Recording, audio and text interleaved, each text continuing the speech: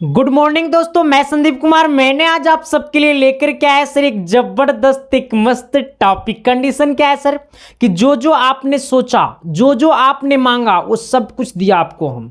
और अब की बार एक सबसे बड़ा गिफ्ट फिर से हम देने वाले हैं सर। तो एक बार कर दो हल्ला करके आगाज, क्योंकि सर पता है ये आपको कोई नहीं देगा और ना तो कोई दे रहा है। देखो कंडीशन ये है ना सर कि आपने बड़ा देर से कमेंट कर रहा था, मैंने सबका कमेंट पढ़ा सर। प्रत्येक वीडियो में 2 4 5 बच्चा कमेंट कर रहा था सर सोशल साइंस का सीरीज लाइए ना। जिस प्रकार से साइंस में 110 क्वेश्चंस का लाए हैं उसी प्रकार से सोशल साइंस में कुछ लाइए। सब कोई कमेंट कर रहा था धारे प्रभा। मैंने कहा तुम कमेंट किया, फिर उसके ऊपर हमने लगातार 15 दिन सोचा समझा।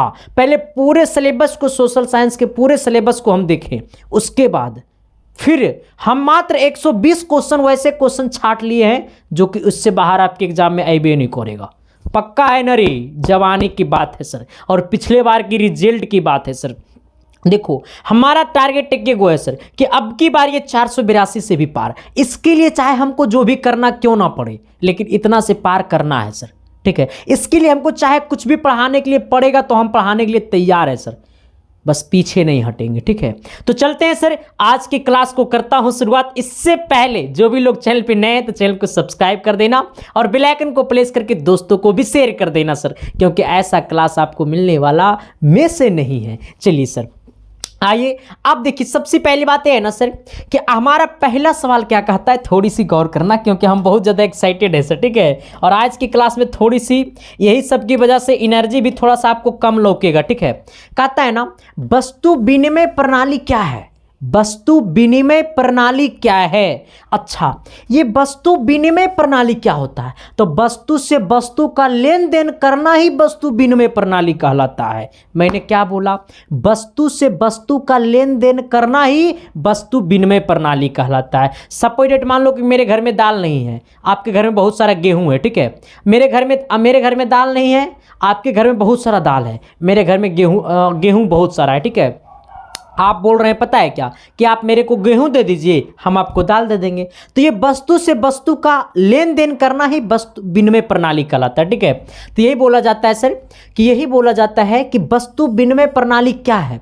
तो वस्तु से वस्तु का आदान प्रदान करना ही वस्तु विनिमय कहलाता है। जैसे मान लो मेरे पास ये पेज है, आपके पास ये कलम है, आप बोलिएगा कि सर मेरे को पेज दे दीजिए ना, हम आपको कोई एक्स्ट्रा कलम दे देते हैं, हो गया, दोनों का कहानी खत्म। तो पहले यही होता था सर, पहले के सब चीज पैसे से नहीं लिया जाता था। अभी भी गांव में होता है, 1 लीटर तेल दे दो ना, हम तुमको 1 लीटर चावल 2 किलो चावल दे देते हैं, अभी भी गांव में होता है सर। हाँ, तो वस्तु से वस्तु का लेन देन जो होता है ना सर, वही वस्तु विनिमय प्रणाली कहलाता है। और ये बहुत पॉपुलर सवाल है। ठीक है, कहता है सर वस्तु विनिमय प्रणाली वह प्रणाली है, वस्तु विनिमय प्रणाली वह प्रणाली है, इसको काट देना, वह प्रणाली कहा जाता है। वस्तु विनिमय प्रणाली वस्तु विनिमय प्रणाली उस प्रणाली को कहा जाता है जिसमें एक वस्तु के बदले में दूसरी वस्तु का आदान प्रदान होता है, उसी को क्या कहते हैं? वस्तु विनिमय प्रणाली कहते हैं। मैंने क्या लिखा है सर कि वस्तु विनिमय प्रणाली उस प्रणाली को कहा जाता है जिसमें एक वस्तु के बदले में दूसरी वस्तु का आदान प्रदान होता है, उसी को हम लोग क्या कहते हैं? वस्तु विनिमय प्रणाली कहते हैं। ठीक है, मैंने क्या बोला है सर कि वस्तु विनिमय प्रणाली उस प्रणाली को कहा जाता है, वस्तु विनिमय प्रणाली उस प्रणाली को कहा जाता है जिसमें एक वस्तु के बदले में दूसरी वस्तु का आदान प्रदान होता है, उसे क्या कहते हैं? वस्तु विनिमय प्रणाली कहते हैं। जैसे गेहूं से चावल का बदलना वस्तु विनिमय प्रणाली है। ठीक है, आइएगा अगला सवाल कहता है ना सर, ये बहुत ही 5 नंबरिया सवाल है। ठीक है, ये दीर्घ उत्तरीय सवाल है। लघु उत्तरीय में आएगा तो 3 4 पॉइंट लिखेंगे, दीर्घ उत्तरीय में आएगा 5 पॉइंट लिखेंगे। ठीक है, कहता है वन के पर्यावरणीय महत्व का वर्णन करें, मतलब वन का पर्यावरण महत्व का वर्णन कीजिए। वन का पर्यावरण महत्व का वर्णन कीजिए। 1 सेकंड पानी पीने दीजिए। देखिए सबसे पहली बात है ना ये मेरे अंदर एनर्जी आज कम है, ठीक है, लेकिन पढ़ाने का बात होता है ना सर तो मैं कुछ कर दूंगा, ठीक है। क्यों? क्योंकि सर मेरे को ना एक वीडियो में जो मैं साइंस वाला वीडियो अपलोड किए थे ना कल, उसमें मैंने 4 बार पढ़ाया तो एक बार वो सक्सेस हुआ, ठीक है। इसलिए थोड़ी सी दिक्कत है, एनर्जी कम है। अच्छा एक बात और है सर कि ये पीडीएफ भी आपको चाहिए था ना। अच्छा ये पीडीएफ आपको कहाँ से मिलेगा? अब देखो सर, मैं कहता हूँ सर जो काम कोड ही है, ठीक है, अगर आप लोग इस पीडीएफ को यहीं से उतार लेते हैं, ये लिखावट को यहीं से आप कॉपी पे नोट कर लेते हैं, वीडियो को दोबारा देखिए और दोबारा देख करके इसी को यहीं से इसको नोट कर लीजिए, या फिर मैंने एक ग्रुप बनाया जिस ग्रुप का नाम है प्राइवेट व्हाट्सएप ग्रुप, ठीक है। वहां पे आपको यूट्यूब पे चाहे जो भी क्लास चल रहा है ना, साइंस का 110 वाला, 400 ऑब्जेक्टिव वाला, मैथ में 90 वाला, सोशल साइंस, हिंदी, जो भी क्लास चल रहा है ना सर, वो सारे क्लासेस का सब्जेक्टिव ऑब्जेक्टिव का पीडीएफ जाता है ये व्हाट्सएप ग्रुप पे, ठीक है, ये प्राइवेट व्हाट्सएप ग्रुप पे, ठीक है। वहां पे आपको math, science, Hindi, Sanskrit, Hindi, social science का ये 4 सब्जेक्ट का आपको वीवीआई पीडीएफ जाएगा। और नीचे में कुछ आपको और लिखल दिखाई दे रहा होगा, ठीक है ना, वो हो जाएगा। पहले उसको ना नहीं बोलूँगा, खुल के नहीं बोलूँगा वरना जेल भेज देगा तो सोम रहा हूँ। उसको मैंने पिछला बार टेलीग्राम में पे डाल दिया था, अभी भी टेलीग्राम पे डाला हुआ है, बड़ा दिक्कत हो रहा था सर, ठीक है। इसलिए सर कुछ आपको भी देना पड़ेगा सर और कुछ मैं दे करके इसको ले लेंगे, ठीक है। तो ये सब आपको सर सब कुछ मिलेगा मात्र 99 रुपया में। और वो 99 रुपया कहाँ देना है? तो आपको एक 72 वाले नंबर दिखाई दे रहा होगा सर, उसी नंबर पे पे फोन पेटीएम चलता है, उसी नंबर पे आपको 99 रुपया पेमेंट कर देना है और पेमेंट करके वही व्हाट्सअप नंबर पे पेमेंट का स्क्रीनशॉट भेज देना है और व्हाट्सएप पे मैसेज करके लिख देना है सर कि मुझे प्राइवेट ग्रुप में जुटना है। पिछले जितना भी पीडीएफ सबके पास भेजा गया होगा वो सारे पीडीएफ आपके पास भेज दिया जाएगा, ठीक है सर। और आगे जो जैसे जैसे क्लास चलेगा वैसे वैसे सारे पीडीएफ आपको मिलता जाएगा, ठीक है सर। और ये ग्रुप का सबसे खास बात तो ये है ना सर कि ये ग्रुप में ना तो आप किसी का नंबर देख पाइएगा ना तो आपका कोई नंबर देख पाएगा, सारे के पास जाएगा मैसेज मेरे नंबर से, क्योंकि इस ग्रुप का नाम है ब्रैकेट ग्रुप, ठीक है। चलिए सर, और ये नंबर पे आपको कॉल नहीं करना sir, only for WhatsApp call करना है, नंबर पे कॉल नहीं करना और व्हाट्सएप पे मैसेज करना है, आपको रिप्लाई मिल जाएगा, ठीक है। चलिए सर, सवाल नंबर हम लोग आते हैं 2 की तरफ। 2 नंबर सवाल कहता है ना, वन के पर्यावरणीय महत्व का वर्णन कीजिए। मतलब वन का पर्यावरणीय महत्व का वर्णन कीजिए, मतलब वन का पर्यावरण महत्व का वर्णन कीजिए। ये पर्यावरणीय ना लिख करके पर्यावरण भी लिखता, ठीक है, क्योंकि सवाल ये पूछा हुआ है 2018 में, ठीक है। तो ये पर्यावरणीय ना लिख करके पर्यावरण भी बोलता तो भी चलता, ठीक है, आ जाना। तो वन के पर्यावरणीय महत्व का वर्णन कीजिए। तो वन के पर्यावरणीय निम्नलिखित महत्व है, वन का पर्यावरणीय निम्नलिखित महत्व है। पहला महत्व, वन पर्यावरण में उपस्थित प्रदूषण को दूर करता है। हमारे पेड़ पौधे के ही वजह से जो हमारा प्रदूषण है ना उसको दूर कर देता है सर। पेड़ पौधे नहीं रहेगा तो हम लोग का सिर्फ प्रदूषण ही प्रदूषण रहेगा सर, जिससे हम लोग जीवित नहीं रह पाएंगे, ठीक है। तो यही कहा है सर 1 नंबर में कि वन जो है वो पर्यावरण में उपस्थित प्रदूषण को दूर करता है। तो वन जो है सर वो पर्यावरण में जितना भी प्रदूषण उपस्थित है उसको क्या करता है? दूर करता है। मैंने क्या बोला? मैंने बोला सर, मैंने आपको बोला है कि वन पर्यावरण में उपस्थित प्रदूषण को क्या करता है? दूर करता है। तो वन क्या करता है? तो पर्यावरण में जितना भी उपस्थित प्रदूषण है उसको क्या करता है? दूर करता है। आइएगा 2 नंबर में, कहता है वन से मानव विभिन्न प्रकार का भोजन प्राप्त करता है। अगर वन नहीं रहेगा तो हम लोग भोजन प्राप्त कर पाएंगे? नहीं कर पाएंगे सर। जैसे आम है तो इसको हम लोग खाते हैं तो जिंदा रहते हैं, क्योंकि सर हम ना चावल खाते हैं तो चावल कहाँ से मिलता है? उससे पेड़ पौधे होने हुए ना रे। हाँ, तो ये बोला गया है सर कि वन से मानव विभिन्न प्रकार का भोजन प्राप्त करता है। वन से मानव विभिन्न प्रकार का भोजन प्राप्त करता है। सर मैं बोल रहा हूँ ना तो ये मुस्कुरा दर्द कर रहा है, आज मैं इतना बोला हूँ कि, ठीक है। तो थोड़ी सी सर आवाज़ आज की क्लास में कंट्रोल कर लेना, ठीक है, आ जाना। तो वन से मानव विभिन्न प्रकार का भोजन प्राप्त करता है। आना 3 नंबर में, यह मानव का जीवनदायी औषधि देता है, ठीक है। यह मानव का जीवनदायी औषधि देता है, मतलब पेड़ पौधे से बहुत प्रकार का दवाई बनाया जाता है। पेड़ पौधे से बहुत प्रकार का दवाइयाँ बनाई जाती है, जिसको हम लोग खाते हैं तो हम लोग जिंदा रहते हैं, ठीक है सर। तो यही मैंने लिखा है कि यह मानव का जीवनदायी औषधि देता है, ठीक है। आना कहता है सर वन वर्षा जल के अवशोषित कर बाढ़ से बचाता है। वन होता है, सॉरी, पेड़ पौधा जो है ना सर, वो वर्षा जब होती है ना तो पेड़ पौधा ही वर्षा को अवशोषित कर लेता है, जिससे हम लोग के यहाँ बाढ़ नहीं आ पाता है सर, क्योंकि पानी का जमाव रह नहीं पाता ज़्यादा देर, क्योंकि इसको पेड़ पौधा अवशोषित कर लेता है। तो ये मैंने लिखा है कि वन वर्षा जल को अवशोषित कर बाढ़ से बचाता है। 5 नंबर में कहता है कई जीवन उपयोगी वस्तुओं का निर्माण वन से ही होता है।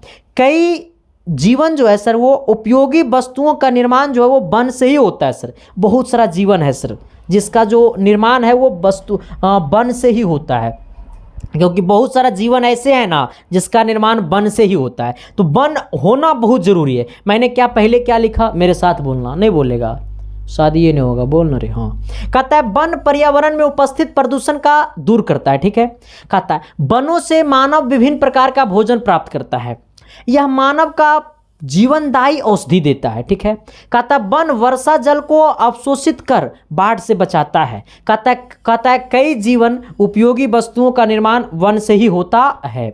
चलिए आइए सर सवाल नंबर हम लोग 3 की तरफ आते हैं। 3 नंबर कहता है ना कि तेरी आंखों में मेरा चेहरा दिखता है। देखो भाई, आज की क्लास में थोड़ा सा एनर्जी रहता ना भाई तो हम तोड़ देते, फोड़ देते, कुछ कर देते, ठीक है। लेकिन सर कोई दिक्कत नहीं है, हमारा एनर्जी मेरे पास हमेशा रहता है, ठीक है। आ जाना, इसके लिए टेंशन नहीं लेना, ठीक है। हम जिंदा हैं तो सब कुछ है, हम नहीं रहेंगे तब भी कुछ दिक्कत होगा, ठीक है। आ जाओ, कहता है सर आर्थिक संकट से आप क्या समझते हैं। देखो सर, आर्थिक संकट कब आता है हमारे देश में? आर्थिक संकट कब आता है?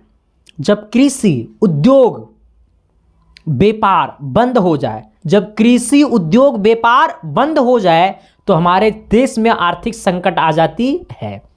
मैंने कई चीज बोला, 3 चीज बोला, कृषि उद्योग व्यापार, तीनों एक दूसरे से कनेक्टेड है सर। कृषि होगा तभी उद्योग रहेगा, क्योंकि कृषि नहीं रहेगा सर तो उद्योग कहाँ से चलेगा, और जब कृषि नहीं रहेगा तो व्यापार कहाँ से चलेगा सर। व्यापार बहुत सारा चीज़ों का होता है, व्यापार अलग चीज़ है, ठीक है। तो यही मैंने बोला है सर, कृषि उद्योग व्यापार, अगर ये 3 चीज खत्म हो जाते हैं सर तभी देश में संकट आती है। आ जाओ, ये मैंने लिखा कि आर्थिक संकट तब उत्पन्न होता है जब अर्थतंत्र में आने वाली स्थिति जब उसके तीनों आधार कृषि उद्योग और व्यापार का विकास ठप हो जाता है, ठप हो जाए। यानी कहने का सेंस है सर कि आर्थिक संकट तभी आ सकती है जब अर्थतंत्र में आने वाली वैसी स्थिति जब उसके तीनों आधार, ये 3 गो आधार है, कृषि उद्योग व्यापार का विकास ठप पड़ जाए, उसमें लाखों लाख लोगों बेरोजगार हो जाते हैं तथा वस्तु तथा मुद्रा दोनों की दर कम हो जाती है।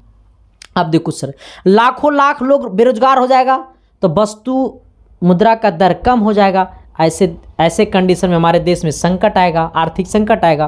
तो मैंने यही बोला है सर कि आर्थिक संकट तब उत्पन्न होती है जब अर्थतंत्र में आने वाली वैसी स्थिति जब उसके तीनों आधार, कृषि, जो ना बोलेगा ना होकर शादी ना होगा, कृषि उद्योग व्यापार का विकास क्या पड़ जाता है, ठप पड़ जाए, उसमें लाखों लाख लोगों बेरोजगार हो जाते हैं तथा वस्तु मुद्रा दोनों की दर कम हो जाती है। अब वस्तु मुद्रा की दर कम हो जाएगा, इसका मतलब आर्थिक संकट आना तय है। तो एक बार आइएगा, मेरे साथ बोलिएगा, मैं जो बोल रहा हूं वही बोलिएगा। मैं बोल रहा हूं सर कि आर्थिक संकट तब उत्पन्न होता है जब अर्थतंत्र में आने वाली वैसी स्थिति जब उसके तीनों आधार,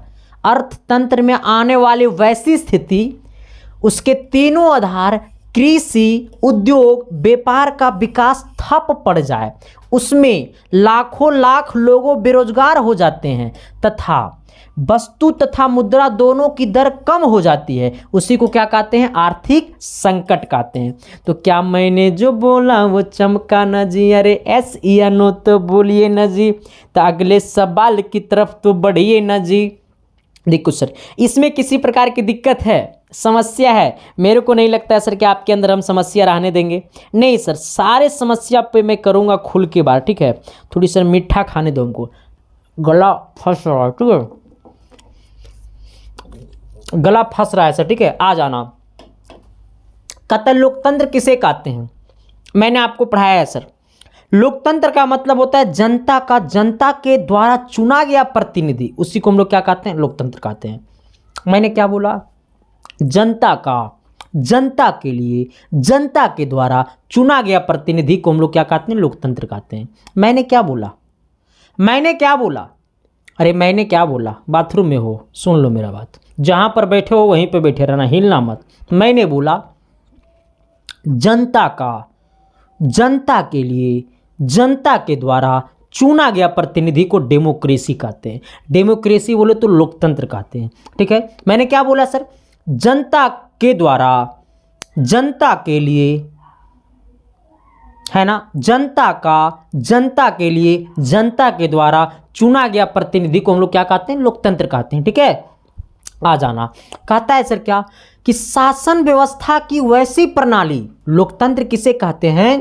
तो शासन व्यवस्था का वैसी प्रणाली जिसमें जनता या जनता द्वारा, जनता या जनता द्वारा चुने गए प्रतिनिधि शासन करते हैं, उसे क्या कहते हैं? लोकतंत्र कहते हैं। एक किताब की भाषा में हो गया, लेकिन आप ये बात भी बुक में लिख सकते हैं कि लोकतंत्र का मतलब होता है जनता का, जनता के लिए, जनता के द्वारा चुना गया प्रतिनिधि को क्या कहते हैं? लोकतंत्र कहते हैं सर। हाँ, आप ये भाषा सटीक भाषा में लिख सकते हैं सर, ठीक है ना? आप ये लिखिएगा तो कहीं पे कोई दिक्कत होने वाला नहीं है। क्या लिखिएगा?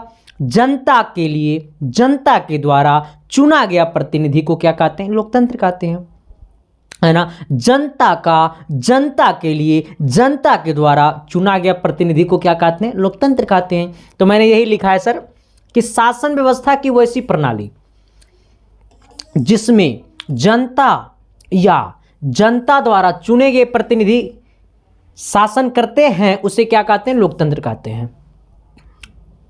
मैंने बोला शासन व्यवस्था की वैसी प्रणाली जिसमें जनता या जनता द्वारा चुने गए प्रतिनिधि शासन करते हैं, उसे क्या कहते हैं? लोकतंत्र कहते हैं।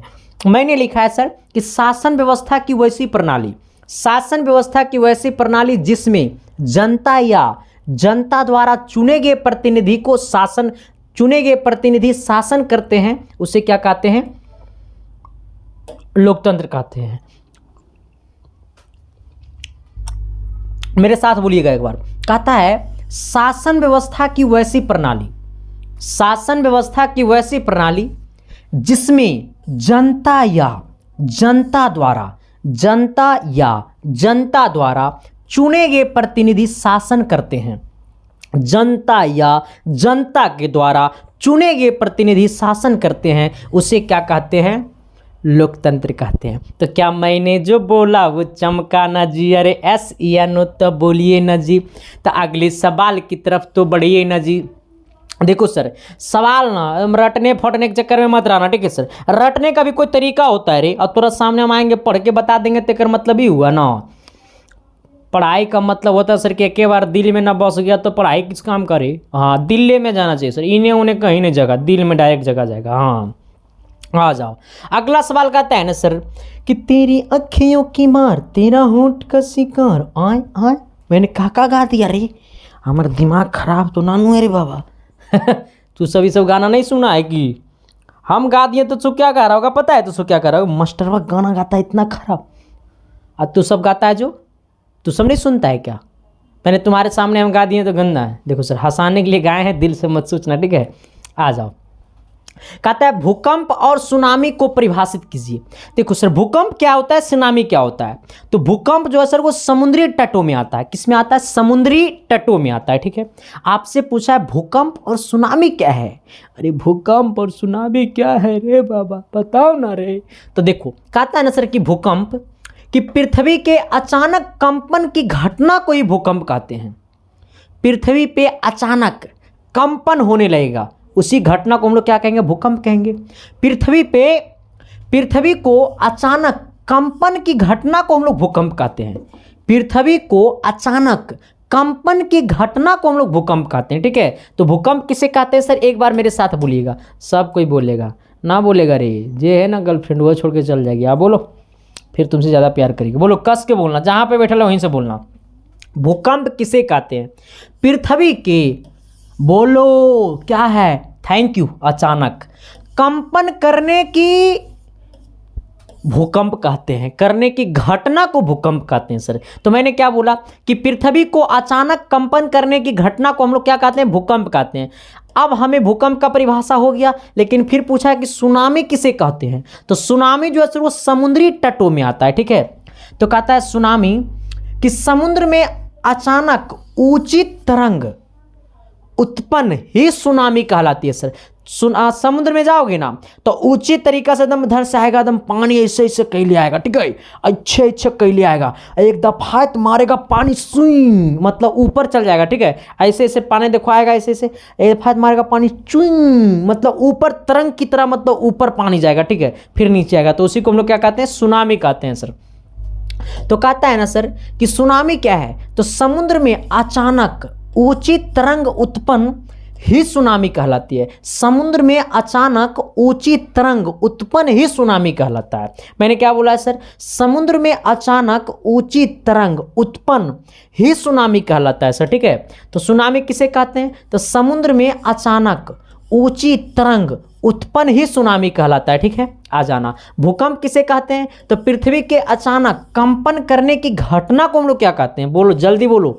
भूकंप कहते हैं। सुनामी किसे कहते हैं सर? तो समुद्र में अचानक ऊंची तरंग उत्पन्न करने की घटना को हम लोग क्या कहते हैं? सुनामी कहते हैं। तो एक बार सब कोई बोलेगा, भूकंप किसे कहते हैं? पृथ्वी को अचानक कंपन करने की घटना को भूकंप कहते हैं। सुनामी किसे कहते हैं? तो समुद्र में अचानक ऊंची तरंग उत्पन्न करने वाली घटना को हम लोग क्या कहते हैं? सुनामी कहते हैं। आ जाइए सर, अगला सवाल। अगला सवाल क्या कहता है? थोड़ी सी गौर करना। कहता है नवीकरणीय संसाधन किसे कहते हैं? नवीकरणीय संसाधन, वैसे संसाधन जिसको दोबारा उत्पन्न किया जा सके उसे नवीकरणीय संसाधन कहते हैं। अनवीकरणीय संसाधन किसे कहते हैं? तो वैसा संसाधन जिसे दोबारा उत्पन्न ना किया जाए उसे अनवीकरणीय संसाधन कहते हैं। मैंने बोला सर कि नवीकरणीय संसाधन वो संसाधन होगी जिसको दोबारा उत्पन्न किया जा सकता है, उसे नवीकरणीय संसाधन कहते हैं। नवीकरणीय संसाधन किसे कहते हैं?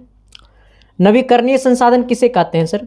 तो कहता है ना, ये पूछता है एग्जामिनर पूछता है रे नवीकरणीय चाहे अनवीकरणीय, ये दो गो में से एगो मामला फंसेगा।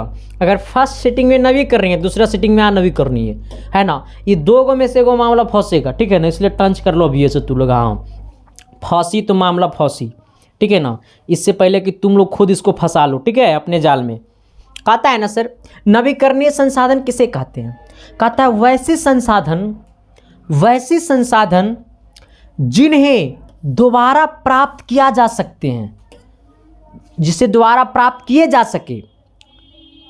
सकते हैं उसे क्या कहते हैं? नवीकरणीय संसाधन कहते हैं। इस सकते को ना लिखेंगे तो भी चलेगा, ठीक है, सके भी लिखेंगे तो चलेगा, ठीक है। कहता है वैसे संसाधन जिन्हें दोबारा प्राप्त किया जा सके उसे क्या कहते हैं सर? नवीकरणीय संसाधन कहते हैं। मैंने क्या लिखा? वैसे संसाधन जिन्हें दोबारा प्राप्त किया जा सकते हैं उसे क्या कहते हैं? नवीकरणीय संसाधन कहते हैं, ठीक है। वैसे संसाधन जिन्हें दोबारा प्राप्त किया जा सके उसे क्या कहते हैं? नवीकरणीय संसाधन कहते हैं। जैसे सौर ऊर्जा नवीकरणीय संसाधन है, क्योंकि सौर ऊर्जा को हम दोबारा, सौर ऊर्जा कभी खत्म होने वाला चीज नहीं है, ठीक है। फिर पवन ऊर्जा, ये सब क्या है? नवीकरणीय संसाधन है। तो नवीकरणीय संसाधन का परिभाषा ही होता है कि वैसे संसाधन जिसे दोबारा हम प्राप्त कर सके उसे क्या कहते हैं? नवीकरणीय संसाधन कहते हैं। अगला क्या है? अनवीकरणीय संसाधन। अनवीकरणीय संसाधन किसे कहते हैं रे बाबा? देखो सर, मैं तो आपको इतना ही बोलूँगा सर कि जब सवाल आपसे पूछे टेढ़ा मेढ़ा तो आपको जवाब भी देना है टेढ़ा मेढ़ा। हमें पूछा है नवीकरणीय संसाधन, तो वैसी संसाधन जिसे दोबारा प्राप्त किया जा सके, वैसी संसाधन जिसे दोबारा प्राप्त किया जा सके उसे क्या कहते हैं? नवीकरणीय संसाधन कहते हैं। जैसे सौर ऊर्जा, पवन ऊर्जा। तो एक बार मेरे साथ बोलिएगा, वैसी ऊर्जा, अरे बोलना रे, वैसी ऊर्जा, सॉरी, वैसे संसाधन जिन्हें दोबारा प्राप्त किया जा सके। मैंने क्या बोला? वैसे संसाधन जिसे दोबारा प्राप्त किया जा सके उसे क्या कहते हैं? नवीकरणीय संसाधन कहते हैं। आना, अब जैसे सौर ऊर्जा, पवन ऊर्जा, ये सब नवीकरणीय संसाधन है। अगला कहता है क्या सर? अनवीकरणीय संसाधन। तो अब सोचो, नवीकरणीय संसाधन वो संसाधन होगा जिसे दोबारा प्राप्त किया जा सकता है। नवीकरणीय संसाधन वो संसाधन होगा जिसे दोबारा प्राप्त किया जा सके, उसे नवीकरणीय संसाधन। लेकिन अनवीकरणीय संसाधन वो संसाधन होगा जिसे दोबारा प्राप्त किया ना जा सके। वैसे संसाधन जिसको दोबारा प्राप्त नहीं किया जा सके उसे क्या कहते हैं? अनवीकरणीय संसाधन कहते हैं। अब सोचो, दोबारा प्राप्त किया नहीं जा सके उसे क्या कहते हैं? अनवीकरणीय संसाधन कहते हैं। लेकिन इसका परिभाषा आप ये भी लिखिएगा तो चलेगा, लेकिन इसका उचित परिभाषा ये लिखिएगा, ठीक है?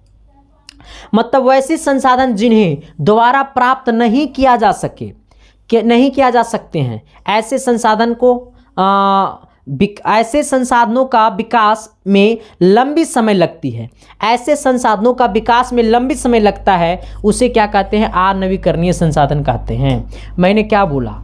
मैंने तो बोला रे तेरे को बुझाया नहीं रे, मैंने तो बोला रे तेरे को बुझाया नहीं रे। देखो, अनवीकरणीय संसाधन किसे कहते हैं? तो वैसे संसाधन जिन्हें दोबारा प्राप्त नहीं किया जा सकते हैं, ऐसे संसाधनों का विकास, मतलब अनवीकरणीय संसाधन जो होते हैं ना, उसका विकास, ऐसे संसाधनों का विकास में लंबी समय लगता है। अनवीकरणीय संसाधनों का जो विकास होता है ना सर, वो बहुत लंबे समय के बाद होता है। तो यही मैंने लिखा है कि ऐसे संसाधनों का विकास लंबी समय लगता है, इसे अनवीकरणीय संसाधन कहते हैं। जैसे कोयला, कोयला क्या है? अनवीकरणीय संसाधन है। कोयला क्या है? अनवीकरणीय संसाधन। पेट्रोल क्या है? अनवीकरणीय संसाधन।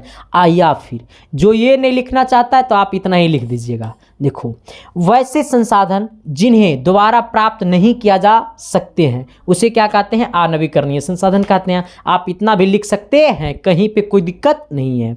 तो नवीकरणीय पूछेगा तो वैसे संसाधन जिन्हें दोबारा प्राप्त नहीं किया जा सकता है, वैसे संसाधन जिन्हें दोबारा प्राप्त नहीं किया जा सकता है उसे कहते हैं नवीकरणीय संसाधन, ठीक है? आ जाना, जैसे सौर ऊर्जा, पवन ऊर्जा, अनवीकरणीय। वैसे संसाधन जिन्हें दोबारा प्राप्त नहीं किया जा सकते, सॉरी, जिन्हें दोबारा प्राप्त किया जा सकता है उसे नवीकरणीय, और जिन्हें दोबारा प्राप्त नहीं किया जा सकते हैं उसे अनवीकरणीय संसाधन। इसको हम लोग ये परिभाषा भी लिख सकते हैं। कहता है वैसे संसाधन जिन्हें दोबारा प्राप्त नहीं किए जा सकते हैं, ऐसे संसाधनों का विकास में लंबी समय लगता है, उसे अनवीकरणीय संसाधन कहते हैं। जैसे कोयला, कोयला खत्म हो जाएगा तो इसका तुरंत विकास हो जाएगा? नहीं ना सर। कोयला सर खत्म एक बार हो जाएगा तो इसका विकास हो पाएगा दोबारा? जल्दी नहीं हो पाएगा सर, बहुत लंबे समय लगेगा। क्योंकि जो कोयला बनता है सर वो सड़ता गलता है ना, जैसे पेड़ पौधा सड़ा गड़ा, तो वही सब धरती के अंदर में कोयला बनता है, काला काला, ठीक है? तो ये सब कोयला एक बार खत्म हो जाएगा तो क्या वो दोबारा तुरंत बन जाएगा? नहीं सर, बहुत टाइम लगेगा कोयला बनने में। पेट्रोल एक बार खत्म हो जाएगा तो क्या पेट्रोल तुरंत बन जाएगा? नहीं सर, पेट्रोल कई सौ वर्षों में बनता है सर, है ना? ये सब सड़े गड़े चीजों से ही पेट्रोल बनता है, ठीक है? तो पेट्रोल कई सौ वर्षों के बाद बनता है, ठीक है? तो यही बोला है सर कि वैसे संसाधन जिन्हें दोबारा प्राप्त नहीं किए जा सकते हैं, ऐसे संसाधनों का विकास में लंबी समय लगता है, उसे अनवीकरणीय संसाधन कहते हैं, ठीक है? तो यहाँ तक में किसी प्रकार की दिक्कत समस्या है तो बता देना सर। यहाँ तक में किसी को भी किसी प्रकार की दिक्कत समस्या है तो एक बार बता देना सर, ठीक है? नवीकरणीय संसाधन वो संसाधन होंगे जिसका विकास जिन्हें हम दोबारा प्राप्त कर सकते हैं उसे नवीकरणीय। अनवीकरणीय संसाधन वैसे संसाधन जिसे हम दोबारा प्राप्त नहीं किया जा सकते हैं। भूकंप क्या होता है सर, लोकतंत्र क्या होता है सर, ये सब कुछ मैंने आपको पढ़ाया। और मैं आपसे उम्मीद करता हूं सर कि आज की क्लास जो है सर वो इतना ही रहेगा, ठीक है? बट मैं आपको बताने के लिए आया हूं कि अपने गांव टोले मोहल्ले में सबको बता दो कि अब आ चुका है यूट्यूब पे भौकाल, और सब कोई प्यार मोहब्बत के साथ जुड़ जाओ और फिर अब की बार एक नया क्रांति लिखेंगे सर, ठीक है? आ जाना, क्योंकि एसके साइंस क्लासेस कोई भी चीज़ लाता है ना सर तो बड़ा शिद्दत से लाता है, प्यार से लाता है, मोहब्बत से लाता है, और आप सबने बहुत प्यार दिया सर। देखो सर, ये क्लास को थोड़ी से मैं पूरा डीपली तरीका से डिफाइन नहीं कर पाया हूँ क्वेश्चंस को, लेकिन सर मेरे अंदर इतना ताकत अभी नहीं है, ठीक है। फिर बाकी अगली क्लास में आपको मिलते हैं अलग जोश जुनून में। क्लास कैसा लगा सर, क्लास जैसा भी लगा एक बार कमेंट बॉक्स में कमेंट कर देना, ठीक है, और अपना प्यार कमेंट बॉक्स में जरूर बता देना sir. Thank you, love you. बाकी जो भी लोग चैनल पे नए, चैनल को सब्सक्राइब कर देना। फिर मिलते हैं आप सबके बीच अगली क्लास में सर, तब तक के लिए बाय। अब आपका क्लास डेली चलेगा सर, मैं प्रोमिस करता हूँ, दोनों भाई मिल करके, ठीक है। Thank you sir, love you, खुश रहिए सर एकदम। आपकी सफलता के लिए सर मैं रात दिन झोंक दूंगा, ठीक है। कहता है ना सर कि चलता रहूँगा पथ पे चलने में माहिर हो जाऊंगा, चाहे मंजिल मिले या ना मिले, बट एक्सपीरियंस तो ज़रूर मिलेगा सर, ठीक है। लेकिन सर अब की बार मंजिल की बात नहीं है सर, अब की बार 482 से पार की बात है। देखो सर, मैं आपको 100% क्वेश्चंस लड़ा दूंगा, ठीक है, बट आपका दायित्व बनता है कि आप उस जो मैं पढ़ा रहा हूँ उसको आप पढ़ लीजिए। क्वेश्चंस ना लड़ेगा तब ना आप बोलिएगा सर जी। आप मेरा 7 क्लास कीजिए, 5 क्लास कीजिए, आप में परिवर्तन नहीं आ जाएगा तब मेरे को यहाँ पढ़ना छोड़ दीजिएगा। 5-7 क्लास कीजिए, मॉडल पेपर बनाइए, क्वेश्चन बैंक बनाइए, सब क्वेश्चन आपसे बनेगा, ठीक है सर। तो एग्जाम में भी सब क्वेश्चंस बनेगा। Thank you sir, love you.